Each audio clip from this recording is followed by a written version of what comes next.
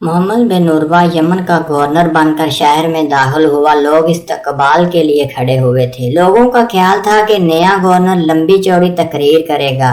मोहम्मद बिन उर्वा ने सिर्फ एक जुमला कहा और अपनी तकरीर खत्म कर दी।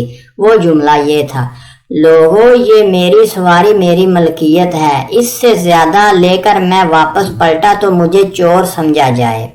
ये उमर बिन अब्दुल अजीज रहमहुल्लाह का सुनहरा दौर था। मोहम्मद बिन उर्वा ने यमन को खुशहाली का मरकज बनाया।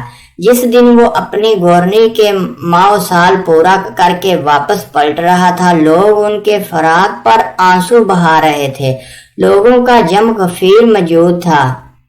उम्मीद थी कि लंबी तकरीर करेंगे। मोहम्मद बिन उर्वा ने सिर्फ एक जुमला कहा और अपनी तकरीर खत्म कर दी। वो जुमला ये था, लोगों ये मेरी सवारी मेरी मलकियत थी, मैं वापस जा रहा हूं, मेरे पास इसके सिवा कुछ नहीं है।